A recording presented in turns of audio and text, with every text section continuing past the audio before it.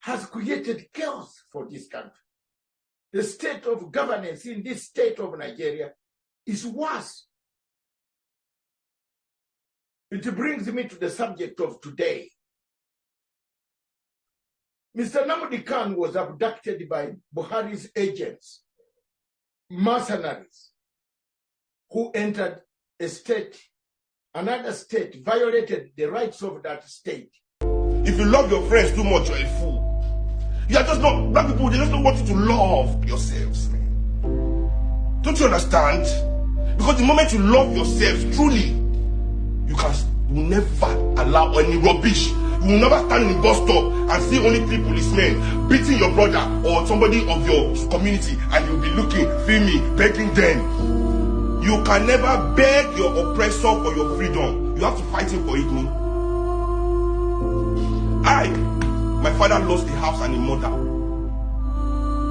Do you know what I mean? Which is na police, na SARS do am. She na SARS born Kalakuta. Was there SARS when Kalakuta was born down? Let's say that today is SARS. Isaac Boro, if there are Niger Delta people here, they'll tell you who Isaac Boro is in this country. Isaac Boro was the first man to stand up as an indigenous of Nigeria to fight imperialism directly, militarily. Isaac Boro started fighting Shell for what they were doing in Niger Delta in 1956. 1956. Do you know the people that went to fight and arrest him and kill the Niger Delta people for fighting Shell? Nigerian army.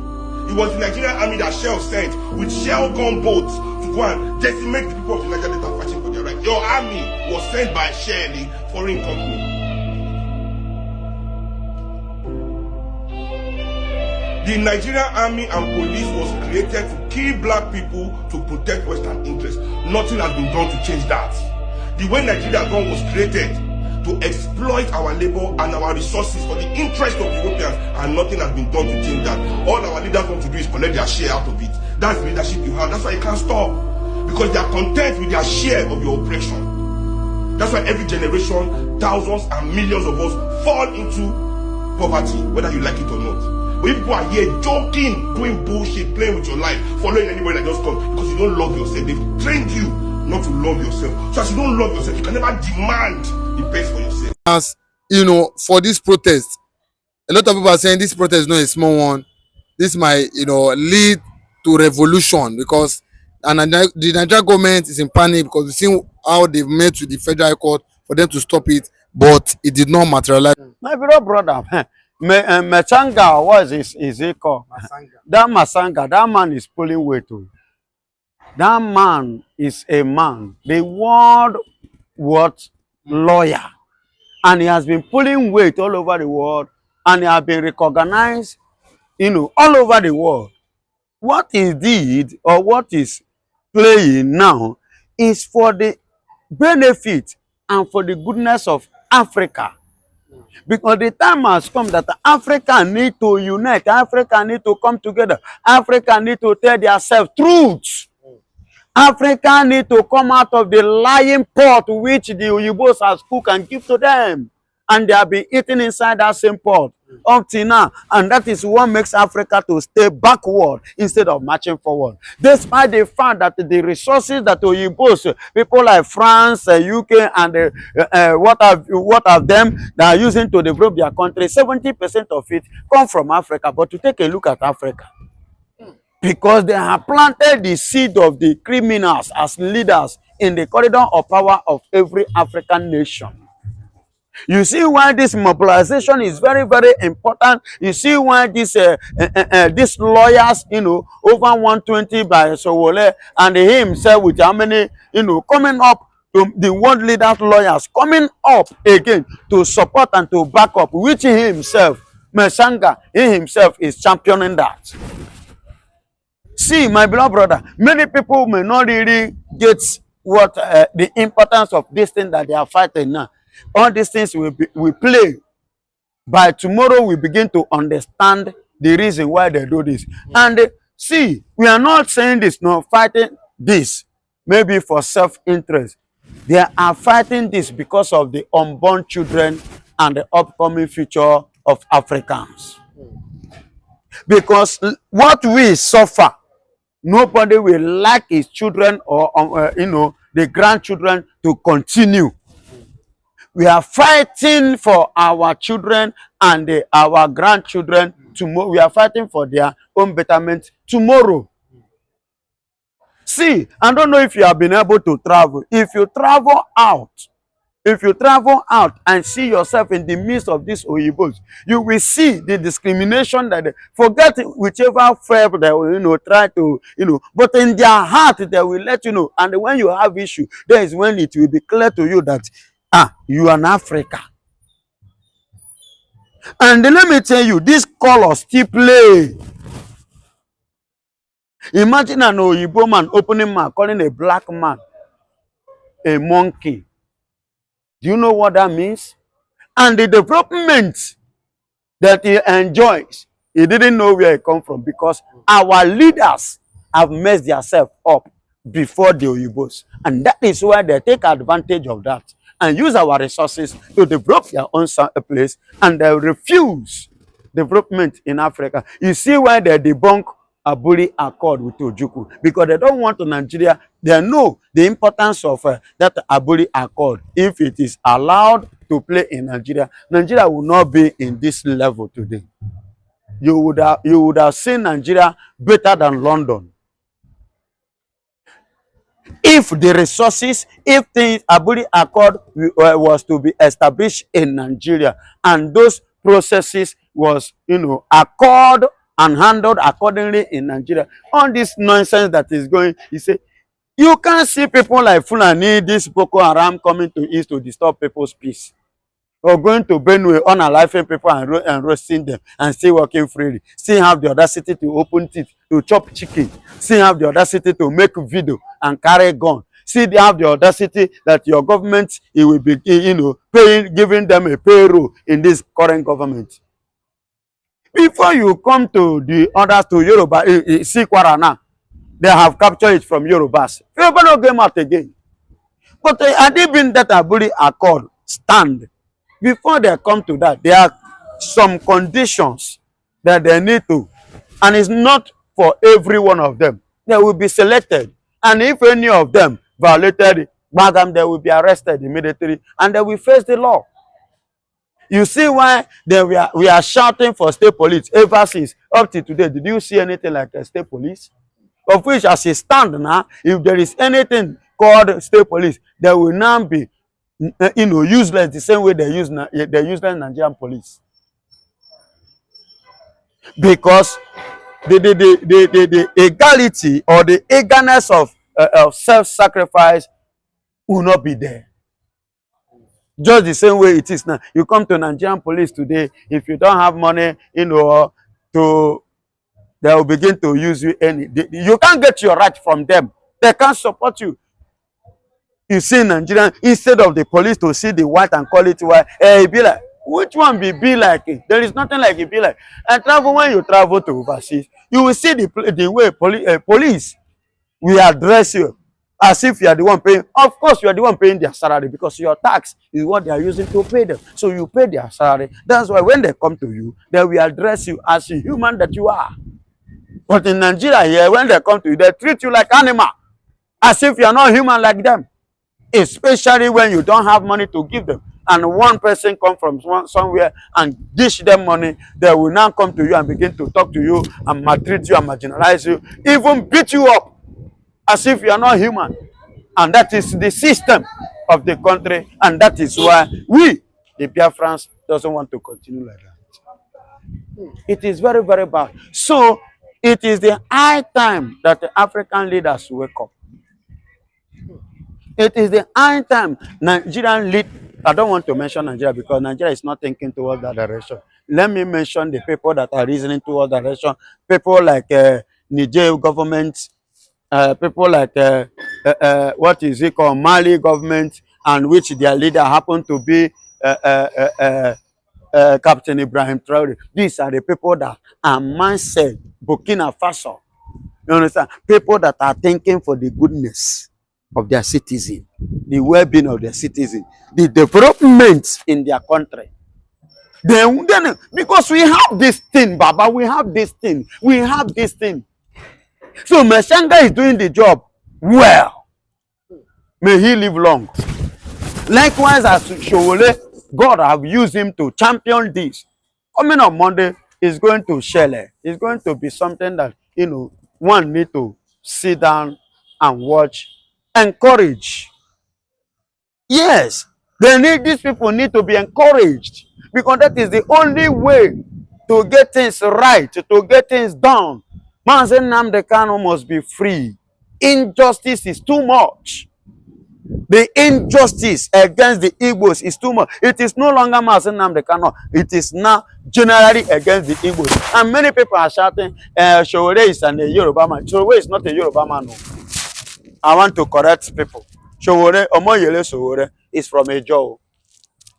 Yeah, it's from Ejo. You know, so people from that side, they bear similar name with Yoruba. You understand? He's from Ejo, and they are shouting, no, he's not a Yoruba man. This time, he's from Ejo. Showore is from Omoyele Showore. He's from Ejo. He's not a Yoruba man.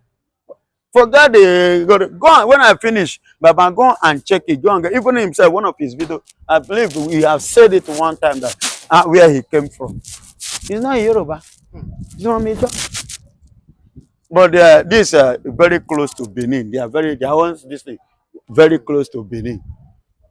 You understand me? So what the Showore is doing is normal. And it's for the benefit of and for the importance and for the development of Nigeria. Yeah, people should come out. I'm encouraging people. Adibin is here in Lagos. I will go. Yes, it is called peaceful protest. But do you not think the Fulanis or the government? Do you not think that's the area I want to go now. The area I want to go now is this. It is called peaceful protest, which that is what is going to be. But the other side is this. People like Bola Ahmed Tinubu, Hope Uzodinma, and the likeness of them. We go and pay. Look at the one they call Ijele. As that one was mobilized too, paid to go and do what? Campaign against the protest. And this stupid Ijele, so-called Ijele, is campaigning against the freedom of his brother. We say we kill Nnamdi Kanu, we eventually come back. You know, he will not leave Asorock, the DSS gate before he shoots him. And let him until then if he kill him, he should hang his own life on air. Yes, now. He himself will hang his own life on air. He know they die. Nnamdi Kanu has wasted. He has said Nnamdi Kanu wasted a lot of lives in the southeast. Is because of the killings in the southeast. Now, in what sense? Somebody that just as Showore is coming for protest now. Government now is it Kanu? It's not Kanu. Which they even intend to assassinate Kanu too. Only God that helped him to escape. So how did the Mazen Nnamdi Kanu take anybody's time? Please let Ijele come out and prove and point one person or with any video where Mazen Nnamdi Kanu go stick. I'm not talking of cutlass nor gun. But you and I have seen series of the Fulanis with a gun. See what they are doing. Then Ijele cannot campaign against them, but he's campaigning against Mazen Nnamdi Kanu. That is to tell you that that man is the most foolish person I ever experienced. I wonder the kind of children that idiot is going to have. And I wonder the kind of generation he wants to build. No, but it's his opinion. I think it's his opinion. That is stupid opinion. That is madness, and that is what you call ridiculous. It is too obvious. How can you just somebody like that? You say it. Let me send A5 of that. How did he? Let them cockroach I ask. And Mazen Nnamdi Kanu visit Yoruba land to take anybody. But Maruda or whatsoever is already in Kwara. They have taken Kwara State as we speak. Yes. They have occupied North. Borno is no, you don't talk about. Is it, do you go to Benue? Go to Kebbi, go to Plateau, even Sidias Musa is a witness of what I'm saying. So, tell me the place that they have, is it Ondo?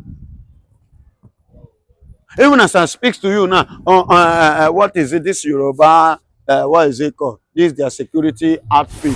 Moteku now is no longer happy. They are now complaining that among them now, that they are now planting the unsincere betrayers among them. Who are the people that does that? Is it not the same Yoruba politicians, Nigerian leaders? They don't want something good, positive to take place in this country. So, my beloved brother, what Messenga is doing and Showore is something to, to give kudos to. And the Lord God Almighty will be with them in the name of Jesus. Good evening, good morning, good afternoon across the globe. In Africa and the diaspora African, I greet you. Our continent today, I'm addressing you here from Ghana, Accra, where the founding fathers of Pan-Africanism voiced their concerns, talked about unity. I'm very happy about the developments in this country since I arrived on my way to Banjul to check on some matters of the court. I have been very perturbed and taken down. My heart has been so low about what is happening in Nigeria.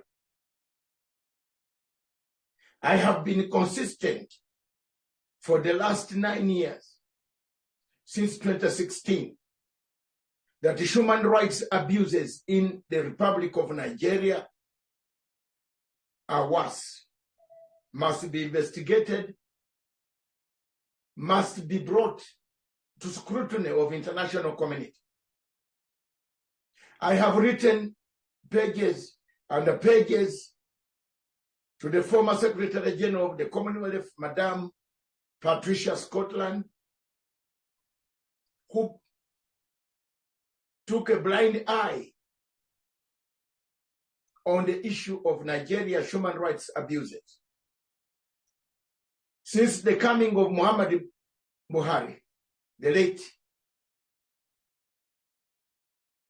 the abuse against certain sections in Nigeria has increased.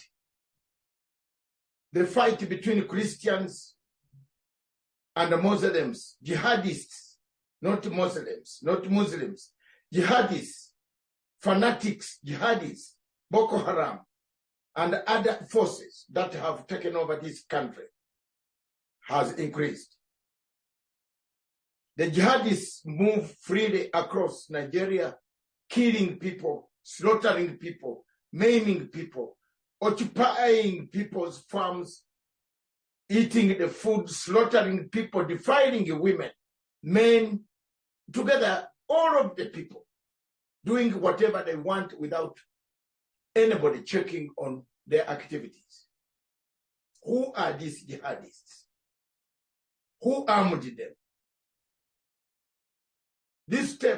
This video, therefore, from Ghana, on my way to I've asked questions. I've just brought serious, over 25 pages of documents, of proof, evidence of what is going on in Nigeria. Nigeria, therefore, presents the culture of a failed state on the African continent. A population of 250 million people about, which should guide us. I'm pained. I'm not a Nigerian, but I'm pained. When you walk, you travel, you go where to buy, anywhere, you are in Dubai, you are in a mall trying to buy something, they ask you whether you're a Nigerian. And you say no, because some of us, our accent is Nigerian, looks like a Nigerian. I say, no, I'm not. You have to take an explanation. Why? The leadership, the governance has created chaos for this country. The state of governance in this state of Nigeria is worse.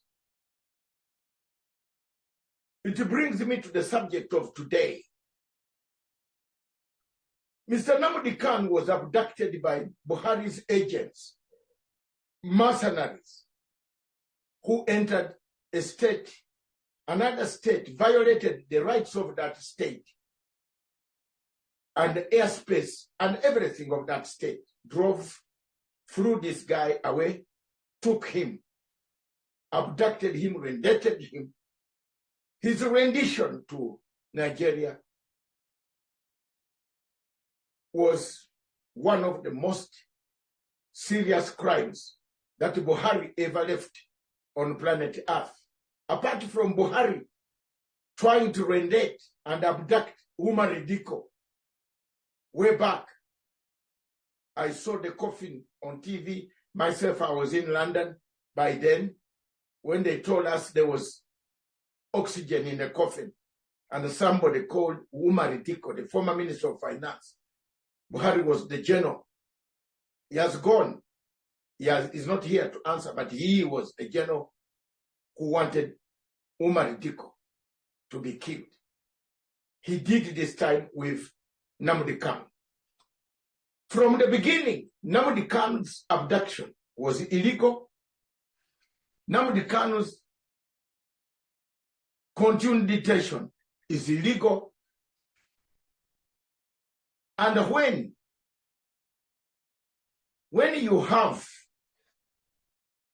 an illegal action from the origin, it's a hot air case. It's a hot case. We are charging someone we don't know. You abducted him. It's a hot air. You took him. You started a process. Still the courts say, we don't know this man. We don't know him. Bring us the person in a proper way. Extradition laws are very clear anywhere on planet Earth. Violated. Nobody is talking. The lawyers of Nnamdi Kanu, listen to my speech now. Let's raise up the standards. Let's go to where it hits more. It matters more. Less hit. The Chief Justice should be given sanctions in the Commonwealth. And I have written to her, this is a step towards sanctions, madam. I'm going to raise countries to put sanctions on you. Because you are allowing an illegality to take place in your court, under your jurisdiction, under your jurisprudence. Why are you not saying no? This is an illegality. 5 courts, international, 2 of you, 1 of UN, 1 of Kenya, they said it was illegal. You are part of the Commonwealth. My lady, Justice, you are part of the Commonwealth. I don't want these sanctions to come for you. Your children, your family, your assets will be frozen. We are going towards there. Ask those who know how I followed Mr. Sarkozy. Then you can understand I am not joking. And I'm not joking. I followed Sarkozy 5 years in jail. Justice, Chief Justice, madam, is not a joke. You are my hero as a lady who studied law in London School of Economics, which I go there to give lectures, open lectures. The students like me to continue for hours. But you erred. Your errors are too many. You are watching an illegality taking place in your own court. The first court of appeal in your own country said, this man has, please release him, return him. Another court compensated him for an illegal invasion of his home. You wanted to kill him. He had to escape. You killed over 30 to 40 people. Unarmed, dead. The court said compensate him. The United Nations Arbitrary Court has slammed, I don't know whether you read this judgment, because very soon your embassies in London and other places are at a risk. We are going to take them through legal means. They have awarded, they have said it was arbitrary. The torture, the inhuman treatment that was meted on Nnamdi camp was a very, very bad incident that nobody should be happy about. Your court, madam, and your courts continue to prosecute an illegality. You are a lawyer of high repute. You studied international law, not from this small university of Enugu, of Lagos, or what. You just studied high international law in the University of London School of Economics. You know, if you go to get even to enter there, you must be proud of yourself. You must show a good example to the public, madam. Madam, my lady, Chief Justice. Show good example that you are the arm of government that safeguards its citizens, safeguards the interests of everybody, including the government, including the downtrodden ones. You have taken a political will. You allowed the court in Abuja to be politicized, weaponized politically. This case should not stand after Kenyan court made a verdict, after UN court made a verdict, after your own court made a verdict. Several courts, 5 of them have written. Anybody who wants to check my Twitter account. You will find everything there of African World Media TV Limited. I have posted everything. I have not feared. I am here.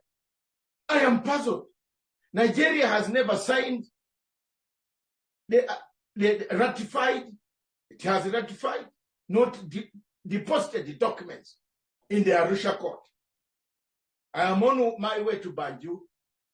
I hope they will appear tomorrow or the other day. If they appear tomorrow, God bless. We are ready. Whether you do appear, you don't appear, I'm going ahead. I'm ready for you. We want to tonight come and tell me why you have not been able to submit documents in Arusha court where we have 11 judges waiting. It is up to you. It's not me. I went to this court, ladies and gentlemen, and I found Nigeria had not placed their documents. I was alone in the court in Arusha saying, looking, nobody was there. And I was told they never signed for any court. Now, how can a serious government in the world, people in Finland, in Norway, in Sweden, in Britain, in France, you are dealing with a pariah state that does not honor agreements? Why do you deal with pariah state, Britain? I've asked David Rani. I've asked the Prime Minister of Britain, my good friend, the one we campaigned for in Croydon Central constituency in London. We won. I've been a member of the Labour Party for 38 years. I'm missing the Labour conference in Liverpool because I have to fight for the rights of the trodden people, the voiceless. After that, I will find my way, even at the last minute, to hear the Prime Minister's speech. I want to thank you. Mr. Prime Minister, I address you on this question. Nigeria must be pushed. Nigeria is a member of the Commonwealth. And I want to use this platform in Ghana here, where I am. President Mahama, help us. The Secretary General of the Commonwealth comes from Ghana. She was a very good foreign minister under Nana Addo. But she has reached the Commonwealth. The poison of Commonwealth problems have sucked her in. She is not explaining values, the democratic values, the human rights values of Commonwealth. Why should Nigeria be in the Commonwealth? Why should Cameroon be in the Commonwealth? Let one person tell me they are there because they are supposed to be there. Then why should you put all countries that observe human rights together?